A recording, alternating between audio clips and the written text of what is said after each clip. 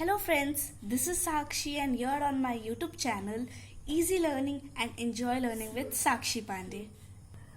So this is my first video and in my first video I am going to teach you the first chapter of history.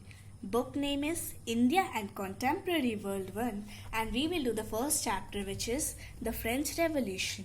I will teach you in a very simple and easy language which you understand, and till you have any doubt you can ask me in the comments.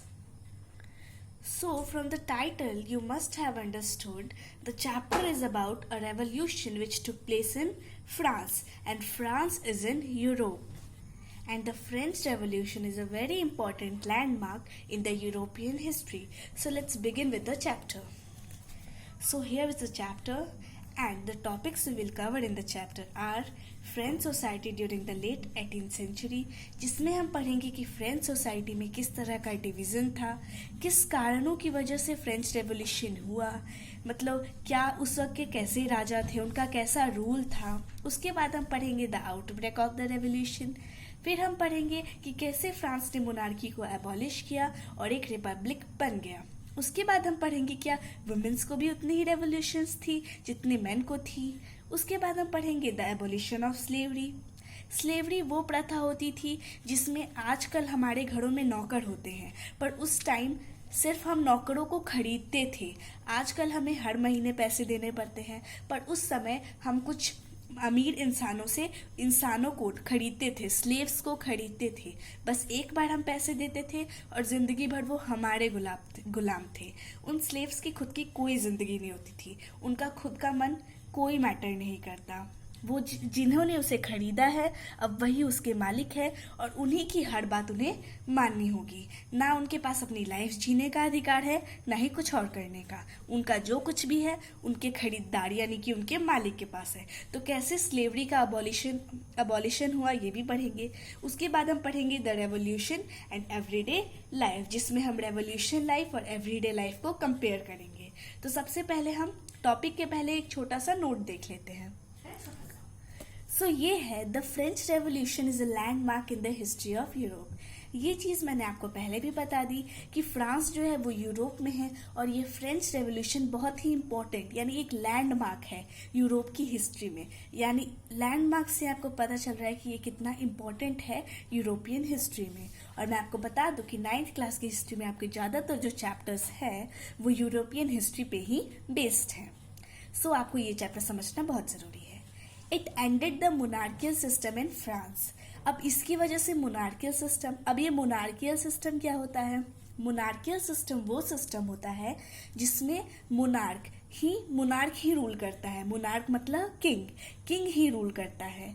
और आजकल हमारे क्या होते हैं, leaders होते हैं जो कि पब्लिक द्वारा सिलेक्ट किए होते हैं, पर पहले राजा होते थे और राजा के बाद कौन राजा बनेगा ये भी वही राजा डिसाइड करेगा। या फिर कह सकते थे कि जेनेटिक रैंक्स होते थे। अगर फादर किंग है तो फिर उनका बेटा भी किंग होगा।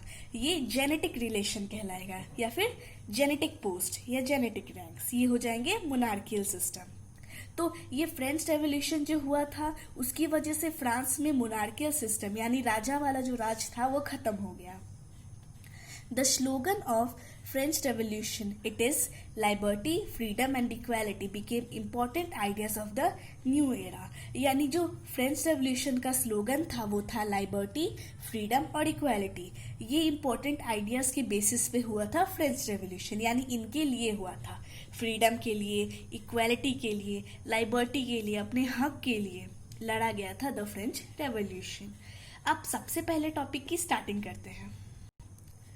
पहला टॉपिक है French society during the late 18th century, यानी 18th सेंचुरी के वक्त फ्रेंच में क्या हालात थे। 18th century can be considered as 1700 के लास्ट में जो आते हैं नंबर्स वो हो जाएंगे लेट 18th सेंचुरी। तो 18th सेंचुरी के अंत तक फ्रेंच में क्या हालात थे, उनकी सोसाइटी कैसी थी। In 1774, Louis XVI of Bourbon family became the king of France. 1774 में बॉर्बन फैमिली यानी बॉर्बन किंगडम के एक राजा जिनका नाम था लुईस 16 वो फ्रांस के राजा बने। He was married to the Austrian princess Marie Antoinette.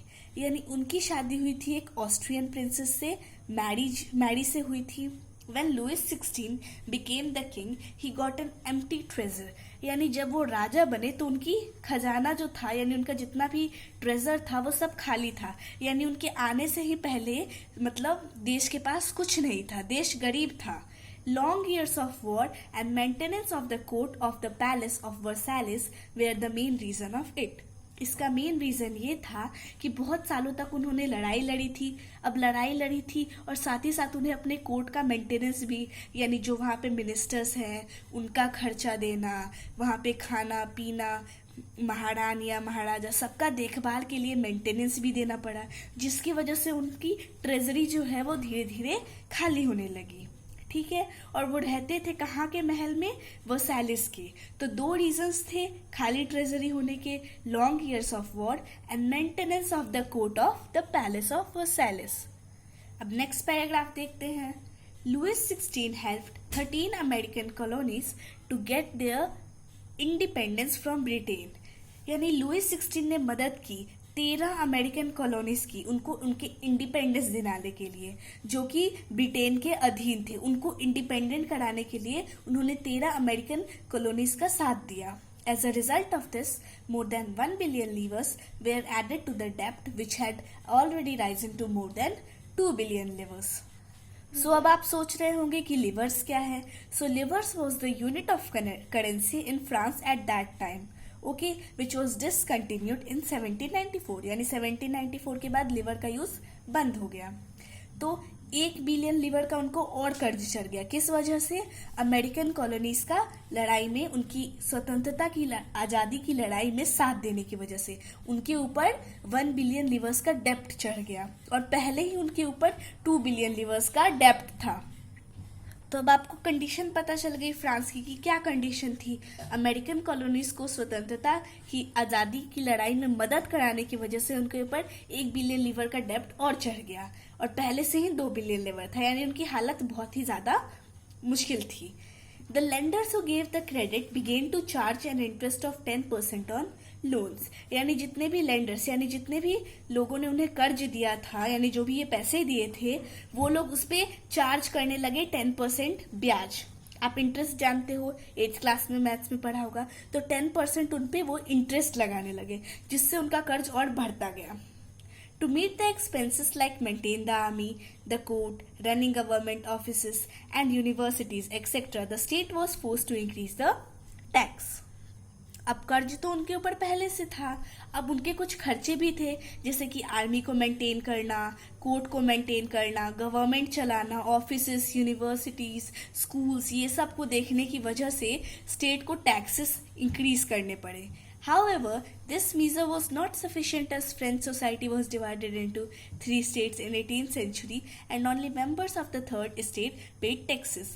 अब ये मीजर यानी ये तरीका भी उनके लिए सफिशिएंट नहीं था। इसी वजह से उन्होंने फ्रेंच सोसाइटी को 3 स्टेट्स में डिवाइड कर दिया, फर्स्ट स्टेट, सेकंड स्टेट और थर्ड स्टेट। इसके बारे में हम आगे चल के पढ़ेंगे। तो 3 स्टेट्स में डिवाइड कर दिया 18th सेंचुरी के लास्ट में। और जो सिर्फ ये टैक्स जो था, जो उन्होंने टैक्स अमाउंट बढ़ाया था अपने एक्सपेंसेस को मेंटेन करने के लिए, तो उसकी वजह से जो टैक्स बढ़ा था वो सिर्फ थर्ड स्टेट के लिए बढ़ा था। फर्स्ट स्टेट और सेकंड स्टेट को आज़ादी थी, वो जो चाहे कर सकते थे, बट ये टैक्स जो था वो थर्ड स्टेट पे ही बर्डन बन गया था। The society of states was part of feudal system of the middle age. The Society and Institution of France became 1789 is considered as old regime. So अब आपको पता चल गया कि सिर्फ थर्ड स्टेट टैक्स पे करती थी, और साथ ही साथ 1789 के पहले जो फ्रांस की सोसाइटीज थी उनको कहा जाने लगा ओल्ड रेजाइम। आगे बढ़ते हैं। अब हमने पढ़ लिया कि 3 स्टेट्स में फ्रांस का डिवीजन हो गया। अब हम पढ़ेंगे कि कौन कौन से 3 स्टेट्स थे वो। The 3 states of France at that time were. अब देखते हैं कौन कौन से थे वो। फर्स्ट स्टेट, सेकंड स्टेट और third state.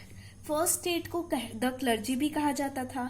It compromised the group of persons who have special functions in the church. इसमें वो लोग थे जिनको चर्च में स्पेशल फंक्शंस थे, यानी चर्च के जो फादर हो गए, यानी जो भी बड़े बड़े लोग थे चर्च को, क्योंकि उनको खुश करना जरूरी था। वो खुश रहेंगे तो लोग उनकी बात मानते हैं, तभी राजा भी खुश रह पाएगा। इसलिए राजा ने उनको फेवर दे रखा था, उनको फर्स्ट स्टेट में डाल के। They owned vast land and wealth, उनके पास बहुत सारी जमीन और पैसे थे। They enjoyed certain privilege by birth like exemption from paying taxes to the state, यानी उनको बर्थ से ही बहुत सारे उन्हें प्रिविलेज मिले थे, जैसे वो टैक्सेस नहीं दे सकते और ऐसे बहुत सारे उन्हें मतलब प्रिविलेज मिले थे। The church levied a tax called tithe from the peasants which comprised of 1/10 of the agricultural produce। अब हमने पढ़ा कि इनको तो बर्थ से ही प्रिविलेज मिलते थे कि ये टैक्स लेंगे नहीं, साथ ही साथ इनको एक और फायदा हो गया कि ये उल्टा टैक्स लेते थे जिसका नाम था टी थे, जो कि पीजेंट से ये लोग लेते थे, यानी जितना भी वो एग्रीकल्चर प्रोड्यूस करते थे उसका 1/10 हिस्सा ये टैक्स के रूप में ले लेते थे। अब हम आते हैं सेकेंड स्टेट यानी द नोबेलिटी की तरफ। It compromised of rich aristocrat people of the state, इसमें शहर के अमीर लोग आते थे। क्लर्जी में कौन थे? चर्च के बड़े बड़े लोग। अब इसमें शहर के अमीर अमीर लोग। They also enjoyed the privilege of exemption from paying taxes to the state, उनको भी एक प्रिविलेज थी कि उन्हें भी टैक्स नहीं देने पड़ते थे, यानी सारा टैक्स का बर्डन किस पे आ गया? Third state. एक तो टैक्स का अमाउंट भी बढ़ा दिया और सिर्फ थर्ड स्टेट देगी, ये तो गलत बात हो गई। यानी लुइस 16 का बहुत ही डेस्पोटिक रूल था, बहुत ही खराब तरीके से रूल कर रहे थे। उन्होंने सोसाइटी का डिवीजन बहुत गलत तरीके से कर लिया था और गलत गलत लोगों के हाथ में गलत गलत प्रिविलेज दे दी थी, जिसकी वजह से उनकी हालत और खराब हो गई। They enjoyed feudal privilege, it is feudal dues which they extracted from the peasants। अब वो भी peasant से कुछ लेते थे, वो थे feudal dues। अब हम देखते हैं third state. It compromised of the rest of the population, इसमें बचे हुए लोग आ गए, यानी जो चर्च में बड़ी पोजीशंस पे नहीं है, अमीर लोग नहीं है, उनके सिवाय जितने भी मिडिल क्लास लोग हो गए जैसे हमारी तरह, वो आ गए थर्ड स्टेट में। जैसे कि अभी हमने पढ़ा, इसमें आते हैं businessman, merchants, court officials, lawyers, peasants, artisans, landless labour etcetera, यानी ये जो middle class, businessman, merchants, court officials, ये सारे लोग जो थे ये थर्ड स्टेट में आते थे। दे हैड नो प्रिविलेज और दे हैड टू पे डायरेक्ट टैक्सेस कॉल्ड टीले। उनको कोई भी प्रिविलेज नहीं मिलती थी जैसे क्लर्जी और नोबिलिटी को मिलती थी, और साथ ही साथ उन्हें टैक्स भी देना पड़ता था स्टेट को, जो कि बहुत ही ज्यादा था और बहुत ही ज्यादा चीजों पे वो टैक्स लगा रहे थे। यहाँ तक कि नमक पे, टम्बैकू पे, ये सब चीजों पे जिन पे टैक्स नहीं लगना चाहिए उस पे भी उन्हें बहुत ज्यादा हाई टैक्सेस देने पड़ते थे। Peasants made up about 90% of the population of France. France की 90% पॉपुलेशन जो थी वो पीजेंट्स ही थे वो लोग। Only a small number of them owned the land they cultivated, और उसमें से कुछ ही लोग ऐसे थे जो खुद की जमीन पे खेती बाड़ी करते थे, वरना बाकी के दूसरों की खेतों पे गुलामी करते थे। क्यों? क्योंकि ज्यादातर जमीन दे दी जा रही है क्लर्जी और नोबिलिटी को, अब ये खुद से तो करेंगे नहीं, तो यहाँ पे ये थर्ड स्टेट वाले काम करते थे इनके यहाँ। 60% of the land was owned by nobles. अब हमने ये तो पढ़ लिया कि 90% पॉपुलेशन थर्ड स्टेट यानी कि पीजेंट्स की थी, बट 60% लैंड तो इन्होंने नोबल्स को दे दी। तो अब यहाँ पे इम्बैलेंस तो हुआ है, तो कुछ ना कुछ तो गड़बड़ होगा, यानी इकोनॉमी में बहुत ज्यादा प्रॉब्लम आ रही थी इन्हें। The church and other richer members of the third state, यानी 60% जो थी लैंड जो थी 60% लैंड फ्रांस में वो नोबल्स की थी, द चर्च वालों की थी, और बाकी अमीर अमीर मेंबर्स की थी, और बची हुई जितनी भी यानी 40% लैंड थी वो दे दी गई थी थर्ड स्टेट वाले लोगों को। Peasants were forced to work in the house of nobles and their lands। अब इसी मजबूरी में peasants के पास खुद का लैंड तो है नहीं, तो इसी वजह से उन्हें नोबिलिटीज और क्लर्जीज के यहाँ काम करना पड़ता था। To serve in the army और to participate in building roads, या तो आर्मी में जाए या फिर रोड्स या बिल्डिंग्स बनाने में मदद करे। तो इस वजह से थर्ड स्टेट पे बहुत ज्यादा अत्याचार हुआ। तो यहाँ पे हमारा स्टेट्स का डिवीजन खत्म होता है। हमने स्टेट्स का डिवीजन पढ़ लिया, फर्स्ट स्टेट, सेकेंड स्टेट और थर्ड स्टेट। तो एक बार हमने जितना अभी तक पढ़ा उसका रिकैप कर लेते हैं। 1774 में लुइस 16 जो कि बॉर्बन डायनेस्टी के थे, उन्होंने वो फ्रांस के किंग बने और उन्होंने बहुत ही ज़्यादा डिस्पोटिक रूल किया। उनकी शादी हुई थी मैरी एंटोइनटे से, और जब उनकी शादी हुई थी और जब वो राजा बने थे तो उन्हें एम्प्टी ट्रेजर मिला था। क्यों? क्योंकि पहले ही फ्रांस में बहुत सारा डेब्ट था और साथ ही साथ उसने बहुत टाइम तक अमेरिका को इंडिपेंडेंस दिलाने के लिए लड़ाई की और बदले में उसे कुछ नहीं मिला। उसने सोचा कि मैं अमेरिका की लड़ाई में मदद कराऊंगा तो बदले में हो सकता है वो उसका कर्ज माफ कर दे या कुछ और कर दे, बट ऐसा कुछ नहीं हुआ। उल्टा उनके ऊपर 1 लीवर्स का डेब्ट पड़ गया और अब इतना ज्यादा डेब्ट हो गया था। इसी वजह से जो लैंडर्स थे, मनी लैंडर्स, उन्होंने भी उनके ऊपर 10% इंटरेस्ट लगा दिया कि अब आप 10% इंटरेस्ट से आप मेरा पैसा देंगे। तो अब उनके खर्चे बढ़ रहे थे, कहीं से पैसा आ तो रहा नहीं था। इसी वजह से उन्होंने सोसाइटी का डिवीजन कर दिया, फर्स्ट स्टेट, सेकंड स्टेट और थर्ड स्टेट। फर्स्ट स्टेट और सेकंड स्टेट वालों को बहुत सारी छूट मिल गई और उल्टा बहुत सारे फायदे भी होने लगे, जबकि थर्ड स्टेट के साथ उन्होंने बहुत ज़्यादा बुरा बर्ताव किया। उन पे तो एक हाई टैक्स लिस्ट लगाए, उसके बावजूद उनको मतलब अच्छे से रहने नहीं दिया, उनको जितना चाहिए उनकी प्रॉपर नीड्स नहीं कंप्लीट की, जिसकी वजह से फ्रांस की इकोनॉमी और खराब होती गई, यानी इकोनॉमी का लेवल और डाउन होने लगा। अब हम आगे देखते हैं, द स्ट्रगल टू सर्वाइव, यानी जीने के लिए स्ट्रगल। इतने खराब हालत हो गए थे कि जीने के लिए भी स्ट्रगल करना पड़ रहा था। ड्यूरिंग 1715 एंड 1789, यानी 1715 से लेके 1789 तक का जो टाइम था, the population of France increase rapidly which led to rapid increase in demand for food grains, यानी अचानक ही फ्रांस का पॉपुलेशन बहुत ज़्यादा बढ़ा। अब पॉपुलेशन बढ़ेगी, हर इंसान को खाना चाहिए भाई, तो अब पॉपुलेशन बढ़ी, इसी वजह से खाने की डिमांड भी बढ़ी। बट इनसफिशिएंट प्रोडक्शन, यानी प्रोडक्शन कम था, यानी जितनी डिमांड थी उससे कम प्रोडक्शन था। इसी वजह से उन्हें प्राइस बढ़ाना पड़ा ब्रेड का। अब ब्रेड तो बेसिक नीड है किसी भी इंसान की, अब उसका भी इन्होंने प्राइस बढ़ा दिया, यानी ये थर्ड स्टेट पे और जुल्म हो गया। But the wages of the workers did not keep pace with the rise in prices. अब यहाँ पे महंगाई तो बढ़ रही है पर वर्कर्स की सैलरी, वेज नहीं बढ़ी। With the increase in prices, situation became worse when bad weather conditions reduced the harvest. यहाँ पे तो हालत थोड़ी ठीक ठाक भी थी, पर सिचुएशन और खराब हो गई जबकि बैड वेदर कंडीशंस की वजह से हार्वेस्ट यानी खेती भी कम हुई। This condition created subsistence crisis, और इसी की वजह से हुआ सब्सिस्टेंस क्राइसिस। और सब्सिस्टेंस क्राइसिस क्या है मैं आपको बता दूं, an extreme situation where the basic means of livelihood are endangered, यानी ऐसे सिचुएशन यानी जिसमें जीने के बेसिक मीन्स जो है वो भी खतरे में हो, जैसे कि खाना, पानी, हवा, ये सब हमारे जीने की बेसिक मीन्स है। तो यहाँ पे अब खाना पे प्रॉब्लम आ गई, इसी वजह से बहुत ज़्यादा कंडीशन खराब हो गई, जिसकी वजह से सब्सिस्टेंस क्राइसिस क्रिएट हो गया।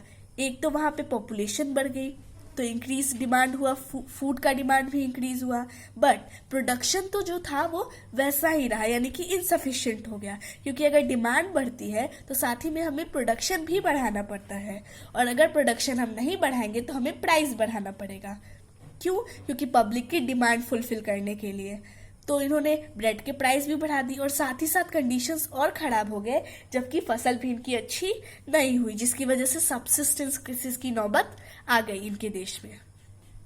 अब हमारा नेक्स्ट टॉपिक है अ ग्रोइंग मिडिल क्लास। एक नया ही ग्रुप आ गया 18th सेंचुरी में सोसाइटी में खड़ा होने लगा, फ्रांस की सोसाइटी में, जो कि था मिडिल क्लास।